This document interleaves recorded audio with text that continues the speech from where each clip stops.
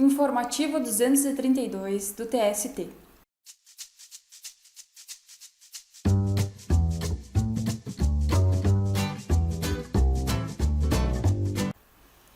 Órgão especial. Recurso ordinário e mandado de segurança. Ação de natureza constitucional. Legislação específica. Ausência de disposições acerca da justiça gratuita à pessoa natural. Declaração de hipossuficiência. Matéria disciplinada pela legislação processual civil. O silêncio na legislação específica que trata do mandado de segurança a respeito de parâmetros para a concessão da gratuidade da justiça impõe a adoção supletiva da legislação processual comum, CPC, artigo 1046, parágrafo 2º. Vamos lá.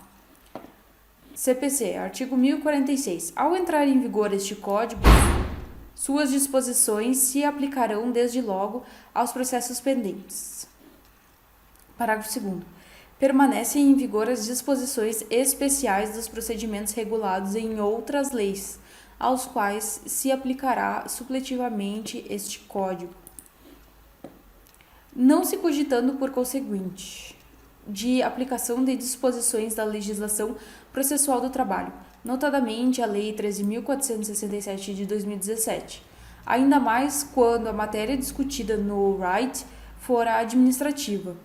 Assim, o deferimento do benefício da justiça gratuita à pessoa natural em mandado de segurança demanda apenas que o interessado declare sobre as penas da lei a impossibilidade de pagar as custas do processo, sem prejuízo do sustento próprio ou de sua família. Artigo 99, parágrafo 3º do CPC. Vamos lá. Artigo 99. O pedido de gratuidade da justiça pode ser formulado na petição inicial, na contestação, na petição para ingresso de terceiro no processo ou em recurso. Parágrafo 3º. Presume-se verdadeira a alegação de insuficiência deduzida exclusivamente por pessoa natural. Sob esses fundamentos, o órgão especial, por maioria, vencidos os excelentíssimos ministros Breno Medeiros, Ives Gandra, Alexandre Luiz, deferiu o benefício da justiça gratuita a impetrante e, por unanimidade, conheceu do recurso ordinário e, no mérito, negou-lhe provimento. O número do processo está aqui, só vocês pegarem e copiarem. Seção especializada em dissídios coletivos. Ação anulatória. Nulidade de cláusula de acordo coletivo de trabalho celebrado por sindicato ilegítimo. Fixação de piso salarial inferior ao previsto em convenção coletiva de categoria diferenciada. Compensação de diferenças salariais com vantagens estabelecidas em acordo coletivo. Natureza declaratória da ação anulatória. Teoria do conglobamento. Impossibilidade. Princípio da unidade sindical. A SDC, por maioria, em recurso ordinário, em ação anulatória, negou à entidade patronal o direito à compensação de diferenças salariais decorrentes da inobservância do piso salarial de categoria diferenciada, estabelecidos em convenção coletiva, com vantagens decorrentes de acordo coletivo genérico celebrado por sindicato ilegítimo.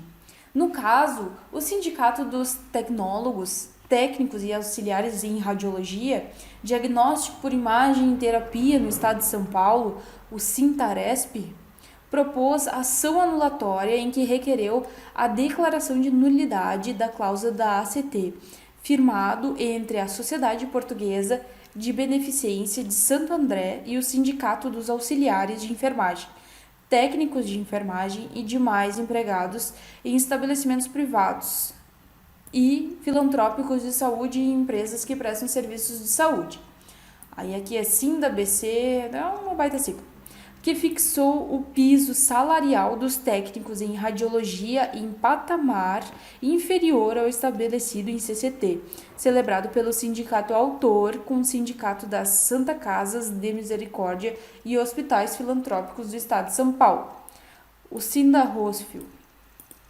O relatório do ministro Ives Gandra Martins Filho, apesar de reconhecer a nulidade da cláusula que estabeleceu o piso salarial inferior ao da Convenção Coletiva dos Técnicos em Radiologia, propôs, em face da perda de vigência da cláusula impugnada o provimento parcial do recurso ordinário, a fim de garantir à entidade patronal o direito à compensação de valores a serem pagos aos técnicos de radiologia, que são seus empregados, em razão da adoção do piso salarial da CCT, com eventuais vantagens constantes do ACT não contempladas no CCT, dos técnicos de radiologia. Entretanto, prevaleceu o voto divergente apresentado pela ministra Maria Peduzzi, que destacou a jurisprudência firmada na SDC, no sentido de que a ação anulatória não é via adequada para o provimento de natureza condenatória, nem pode servir para regular os efeitos financeiros de eventual nulidade declarada. Consignou que o deferimento da compensação, no caso, equivaleria à emissão de provimento jurisprudencial condenatório, incompatível com a ação anulatória. Além disso, salientou não ser possível a compensação com base no critério da aplicação da norma mais favorável, artigo 620 da CLT. Vamos pegar aqui, artigo 620 da CLT. As condições estabelecidas em acordo coletivo de trabalho sempre prevalecerão sobre as estipuladas em convenção coletiva de trabalho. E da teoria de conglobamento, pois os instrumentos coletivos foram celebrados por sindicatos profissionais distintos e que representam categorias diferentes. Concluiu-se que o deferimento da compensação com base de acordo coletivo de trabalho celebrado por sindicato, que não representa a categoria dos profissionais em radiologia, implicaria em violação do princípio da unidade sindical, artigo 8º, inciso 2º da Constituição. Artigo 8º da Constituição. É livre a associação profissional sindical observado o seguinte: é vedada a criação de mais de uma organização sindical em qualquer grau representativa de categoria profissional e econômica na mesma base territorial, que será definida pelos trabalhadores ou empregadores interessados, não podendo ser inferior à área do município. Assim, a SDC, por unanimidade, conheceu o recurso ordinário e, no mérito, por maioria, vencido o excelentíssimo ministro Ives Gandra, relator, negou-lhe provimento. Aqui está o número do processo. Vamos para o próximo. Subseção 2, especializada em dissídios individuais. Ação rescisória, pensão, vinculação ao salário mínimo, ofensa ao artigo 7º, 4º da Constituição Federal, não ocorrência. Com base na interpretação do artigo 7º, 4º da Constituição, vamos pegar aqui. Artigo 7º. São direitos dos trabalhadores urbanos e rurais, além de outros que visem a melhoria de sua condição social. 4º. Salário mínimo fixado em lei nacional unificado capaz de atender às suas necessidades vitais básicas e às de sua família, com moradia, alimentação, educação, saúde, lazer, vestuário, higiene, transporte e previdência social, com reajustes periódicos que lhe preservem o poder aquisitivo, sendo vedada a sua vinculação a qualquer fim. E da súmula vinculante número 4 do STF, súmula vinculante 4. Salvo nos casos previstos na Constituição, o salário mínimo não pode ser usado como indexador de base de cálculo de vantagem do servidor público ou de empregado, nem ser substituído por decisão judicial. Esta Corte reconhece a impossibilidade de vinculação do salário mínimo como fator de correção do pensionamento, apenas sendo admitida a fixação do montante inicial da pensão em múltiplos ou fração de salário mínimo. Ocorre que, consoante o entendimento do STF, a exemplo do recurso extraordinário 140.940, recurso extraordinário 603.496, o agravo, e o agravo em recurso extraordinário 927.235, a utilização do salário mínimo como base de cálculo e a atualização de pensão deferida a título de indenização por ato ilícito constatado no feito originário não viola o artigo 7º, inciso 4º da Constituição Federal. Na espécie, conforme decisão rescindenda do primeiro grau, foi determinada a utilização do salário mínimo como fator de correção dos valores devidos a título de pensionamento vitalício, a ser pago em parcela única. Sob esses fundamentos, a SBDI 2, por unanimidade, conheceu dos recursos ordinários e, no mérito, negou provimento ao apelo do réu e deu parcial provimento ao recurso ordinário do autor, apenas para afastar a decadência pronunciada pela Corte Regional, mas julgando por maioria improcedente os pedidos deduzidos, vencidos a ministra Maria Helena Malman e Delaide Miranda, no que se refere à vinculação da pensão ao salário mínimo. Tá aqui o número do processo, pessoal. Próximo. Recurso ordinário em ação rescisória. Responsabilidade civil do empregador. Acidente do trabalho. Não observância das normas de segurança do trabalho. Configuração de culpa. Artigo 7º, inciso 28 da Constituição. Vamos pegar aqui o artigo 7º, inciso 28 da Constituição. Seguro contra acidentes de trabalho a cargo do empregador, sem excluir indenização a que está obrigado, quando incorrer em dolo ou culpa. Esta Corte tem entendimento predominante no sentido de que a inobservância das normas de segurança do trabalho configura culpa para efeitos de responsabilização civil subjetiva. No caso, conforme registrado no acórdão rescindendo, restou evidenciada a culpa da empresa por não ter observado as normas de segurança do trabalho.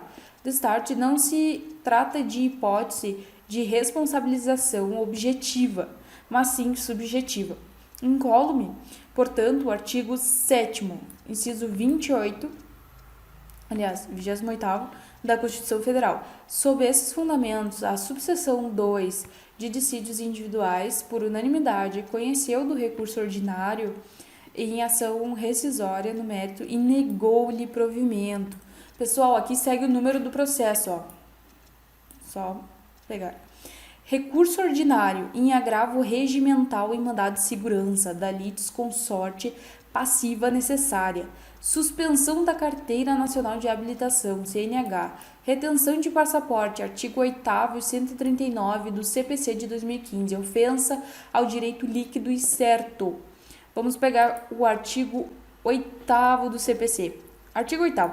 Ao aplicar o ordenamento jurídico, o juiz atenderá aos fins sociais e às exigências do bem comum, resguardando e promovendo a dignidade da pessoa humana e observando a proporcionalidade, a razoabilidade e a legalidade, a publicidade e a eficiência.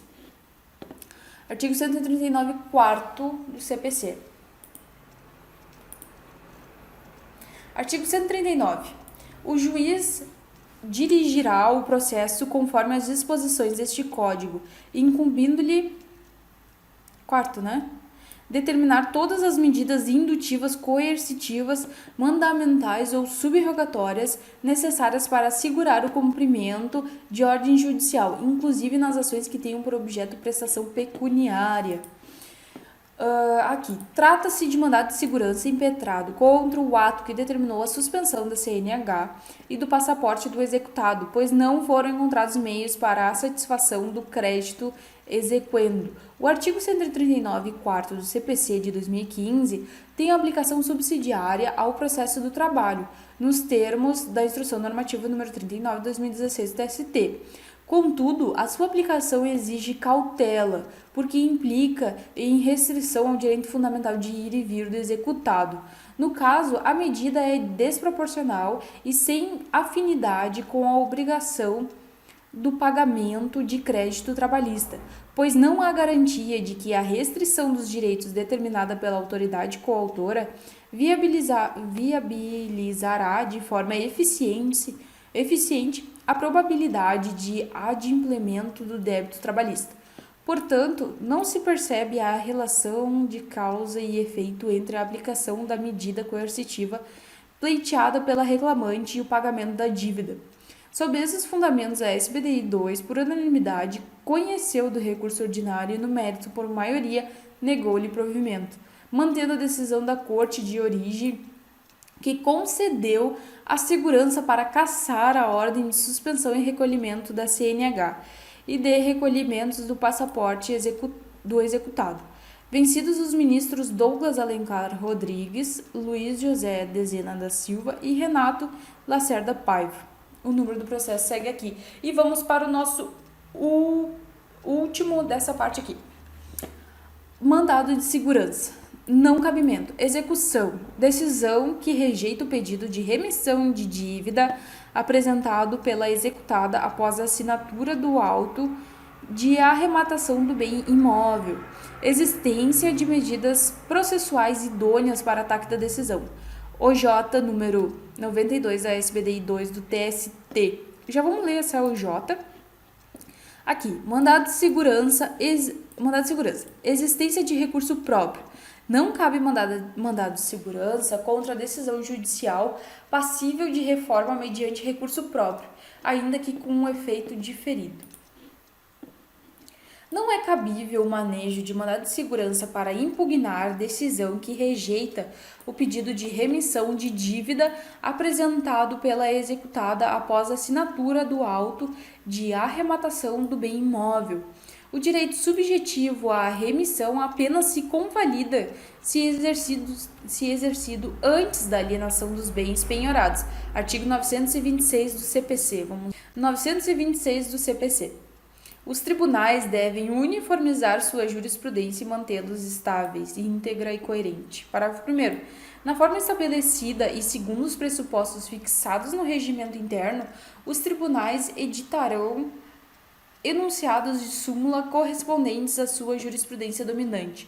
Parágrafo 2º. Ao editar enunciados de súmula, os tribunais devem ater-se às circunstâncias fáticas dos precedentes que motivaram sua criação, revelando-se preclusos os requerimentos formulados após a assinatura do auto de arrematação, salvo se vinculados à existência de vício processual para o próprio exercício do direito à remissão. Artigo 903, caput, parágrafo 1º e inciso 1º do CPC. Vamos ver aqui. 903. Em qualquer que seja a modalidade de leilão, assinado o auto pelo juiz, pelo arrematante e pelo leiloeiro, a arrematação será considerada perfeita, acabada e irretratável, ainda que venham a ser julgados procedentes os embargos do executado ou a ação autônoma de que trata o parágrafo 4º deste artigo, assegurada a possibilidade de reparação pelos prejuízos sofridos. Parágrafo 1º. Ressalvadas outras situações previstas nesse Código, a arrematação poderá, no entanto, ser 1. Invalidada quando realizada por preço vil ou com outro vício. De outro lado, a alegação de excesso de execução deve ser deduzida nos momentos processuais adequados, seja no prazo previsto pelo contraditório contábil prévio, artigo 879, parágrafo 2º da CLT, artigo 879, sendo ilíquida a sentença exequenda, ordenar-se-á previamente a sua liquidação, que poderá ser feita por cálculo, por arbitramento ou por artigos. Parágrafo 2º. Elaborada a conta e tornada líquida, o juízo deverá abrir às partes prazo comum de 8 dias para impugnação fundamentada com a indicação dos itens e valores objetos da discordância sob pena de preclusão. Seja naquele indicado para ataque à sentença de liquidação, artigo 884, parágrafo 3º da CLT, vamos lá. 884. Garantida a execução ou penhorados os bens, terá o executado 5 dias para apresentar embargos, cabendo igual prazo ao exequente para impugnação. Terceiro, somente nos embargos a penhora poderá o executado impugnar a sentença de liquidação, cabendo ao exequente igual direito no mesmo prazo. Portanto, havendo no ordenamento jurídico medidas processuais idôneas para corrigir a suposta ilegalidade cometida pela autoridade apontada como coautora, revela-se incabível a impetração do mandamus. Aqui, pessoal, segue o número do processo. Essa é a parte 1 de 4. Continuem aí.